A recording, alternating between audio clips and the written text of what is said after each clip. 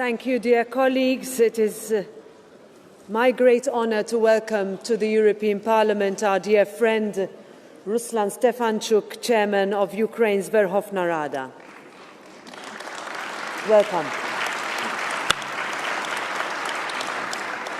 This month marks 3 years since Russia launched its brutal, illegal and unprovoked full-scale invasion of Ukraine. Yet, as we enter the 4th winter of war, the world has witnessed the Ukrainian people rise up with courage, with defiance, with an unshakable determination to defend their land and their freedom against all odds. I am proud that this Parliament has stood with Ukraine from the very first moment, united, unwavering and resolute. And our partnership with the Verkhovna Rada has been critical in deepening our ties with the Ukrainian people and preparing Ukraine for its path towards membership. We will keep pushing for peace, but we must not let go of what we mean by peace. Peace must be just, peace must be dignified, and it must be based on the principle of nothing about Ukraine without Ukraine. And for that,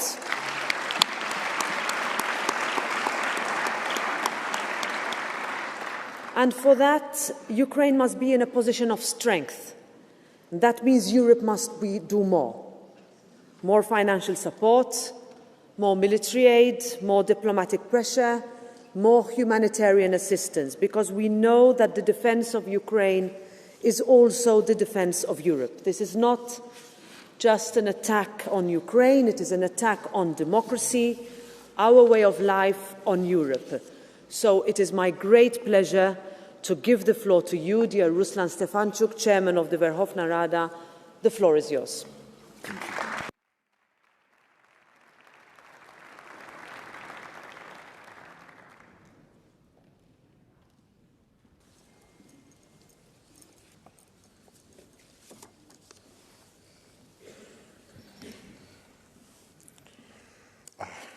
Dear colleagues, please, I want to ask you to use the headphone. I'll speak in Ukrainian.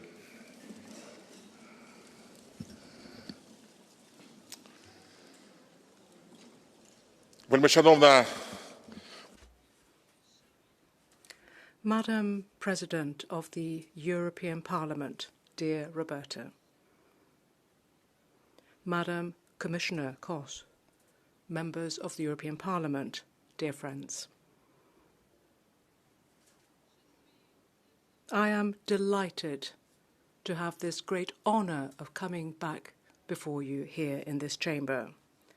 I already had an opportunity to address you here in June 2022. It was the eve of a historic day when Ukraine was granted candidate country status for accession to the European Union. And I can remember that day very clearly. In particular, I remember the atmosphere of support, complete support, in this historic building, a building named after the French military nurse Louise Weiss. She was a legendary woman. She survived the horrors of both the First and the Second World War, and she decided to devote herself to overcoming aggression, influencing political processes and international relations.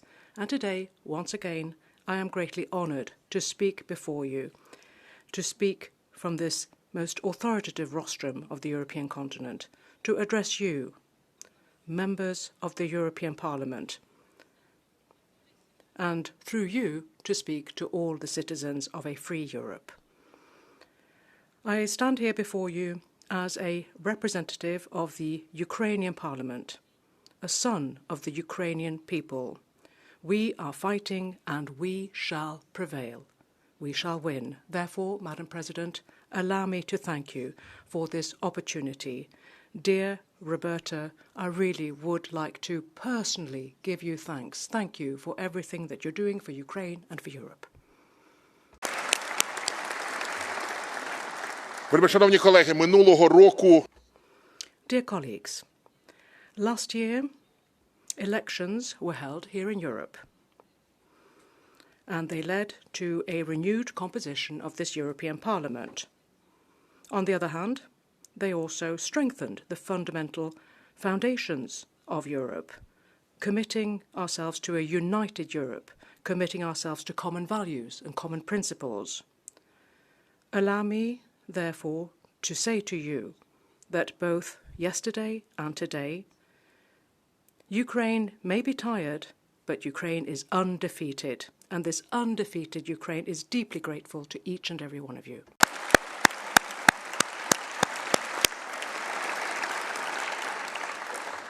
ми вдячні за кожен голос. We are grateful. We're grateful for every vote. We're grateful for every resolution. We're grateful for every action you take in support of our struggle, a struggle for freedom and independence.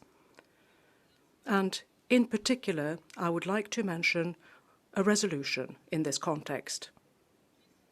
It's a resolution that deals with the need for continued European Union support for Ukraine, a resolution that you adopted on 17 July last year. Allow me to take this opportunity to express my gratitude for your support, the support that you have afforded to Ukraine in our struggle over the course of the last 3 years. We're talking about more than 4 million Ukrainians who have been granted temporary protection status. And it was thanks to you and your colleagues that we were able to mobilize 50 billion euros of military support for Ukraine and also for the programme entitled Ukraine Facility.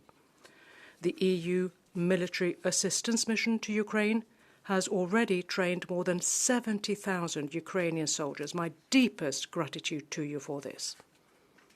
Dear colleagues, in a fortnight, Ukrainians will commemorate for the third time the events of February 24, 2022, when, early in the morning, Russia launched its massive rocket attacks targeting our cities and our villages, and where Russian troops began invading our territory, sowing death and destruction as they came. The war continues every day. Every night, innocent people are dying. Every day, children are fearing for their lives. They're afraid. Their mothers are grieving and crying. They cry for everything that they have lost. Russia is inexorably trying to ruin our Ukrainian lands. Russia is making desperate attempts to move towards the west, towards Kyiv. But, dear friends, that also means that they are attempting to move towards Warsaw, towards Strasbourg, towards Brussels. And if Russia is not stopped in its tracks, it will only be a matter of time before Russian soldiers start kicking down the doors of a sleeping citizen in Budapest. This is what happened in 1956, remember, or indeed targeting a citizen of Prague, which is what happened in 1968, and it's exactly what happened in Bucha and Irpin 3 years ago.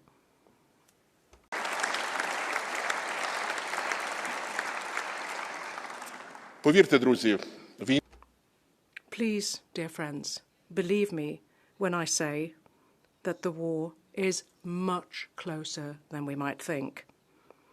In 1991, Ukraine became independent. And in 1994, our predecessors signed the Budapest Memorandum. And at the time, we thought that our trials were over forever. How naive we must have been. Today, we know perfectly well that history cannot be forgotten. All the lessons of history, old and new, can never be forgotten. History is not something we can take lightly. History must be well known and must be recalled, particularly when we're dealing with a history of aggression, occupation and abuse. So the peoples enslaved by Russia, to what extent do they know this and remember this? Lithuanians, Latvians, Estonians, they felt it firsthand. Moldovans, Georgians have learnt it, and I very much hope that they will never forget it. Because unpunished evil will continue to spread as long as we allow it to do so. That is why, dear colleagues, I would say that peace can only be achieved if we stand strong. We have the power of our unity, of our determination. We have the power of putting consolidated pressure on the aggressor. And that is why each of us has a huge responsibility to bear for the fate of our countries, our peoples, for the fate of Europe, for the fate of a civilized world. Let's not forget that. But, dear friends, the only way to stop an aggressive Russia and to achieve a just and lasting peace is to support Ukraine so strongly that the aggressor will not only be stopped in its tracks on Ukrainian soil, but also will face international sanctions and internal problems. We are well aware of the urgent needs of Ukraine. We need more air defence systems, more aeroplanes, more long-range artillery, more electronic warfare equipment, more investment into the Ukrainian military industry. So, dear colleagues, what I would say to you is that the more effective the sanctions, the better off we will be. Sanctions cannot be avoided or circumvented. More determination in seizing and freezing Russian assets. We need fair and clear punishment for the terrible war crimes being committed, for the air strikes, the missile strikes on civilians, the torture and murder of civilians, our unarmed soldiers. Russia has crossed all the red lines imaginable in this war. Ukraine is a victim of this aggression. And Ukraine, like its partners, have never crossed any of those red lines. Dear friends, the only lines that we have to erase today are the lines of fear, the lines of indecision, of delay and despair. Ladies and gentlemen, I will never forget that day, 3 years ago, 4 days after Russia's full-scale invasion, when together with President Volodymyr Zelensky and the Prime Minister of my country, I signed Ukraine's application for membership of the European Union. I am proud to belong to a nation that, despite this unprovoked and brutal aggression, despite these terrible losses, has set itself a difficult but vital task, namely to become a member of a large European family. Dear friends, we have set ourselves a task to return to a common European home. Dear friends, since the creation of the European Union, none of the countries that have embarked on the path of integration into the EU, none of them has paid such a terrible price for the legitimate right to be a part of the European family as Ukraine, what Ukraine has paid and continues to pay. However, I'm convinced that Ukraine will become a member of the European Union.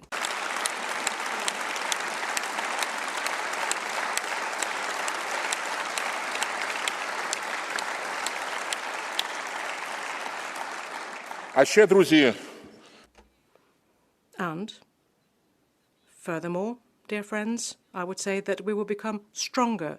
We will come out stronger and better after this war, because we're committed to a reform process, because one of our most important tasks ahead of us is to open our first cluster of negotiations during the Polish presidency.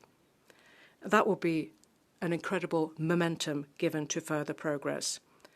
So Ukraine is not just expressing its desire to be a part of the European Union, we're also seeking to make it a reality. Madam President, Madam Commissioner, dear members of the European Parliament, the next phase will be crucial for the outcome of this war, for the future of European security and for transatlantic unity.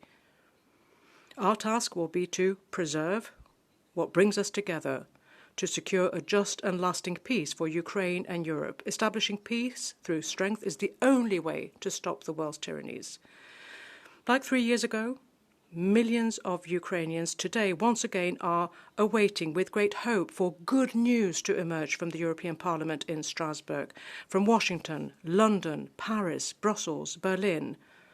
News that demonstrate that we are not alone in this new and last war, that the war will soon be over, because we have the strength, we have the justice of European and world democracy on our side.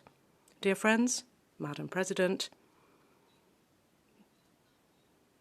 neither you nor ourselves can afford to not be there for this task. We must stand firm.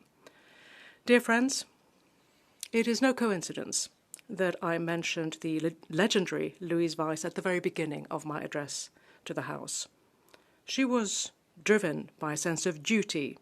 She put on a uniform, and twice she stood up to defend her homeland as a military nurse and as a member of the resistance movement. She did so, as have millions of Ukrainians today. They are standing up to defend their dear homeland.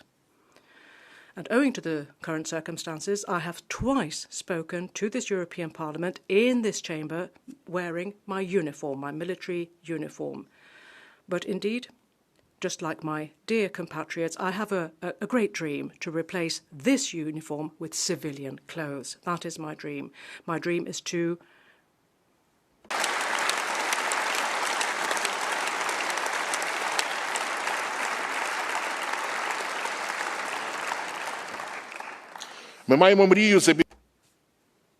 My dream, our dream, is to replace weapons with tools to work.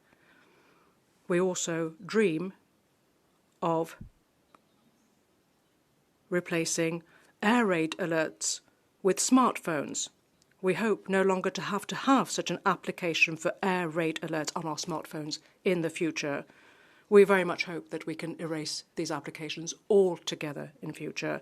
Dear friends, we want to replace war with peace. Once again, thank you for your kind attention. Glory to Ukraine. Slava Ukraina.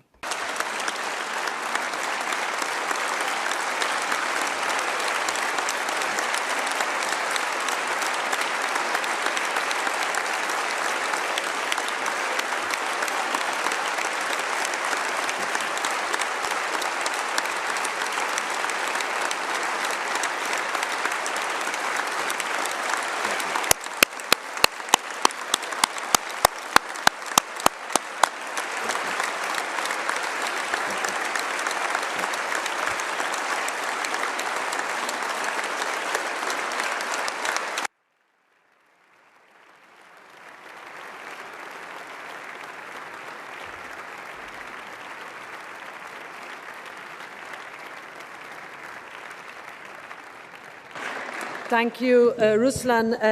I will never forget those moments in Kiev at the start of the invasion. I told you then that we are with you, and as you can see, we stayed with you and we will stay with you. Slava Ukraini. Героям слава.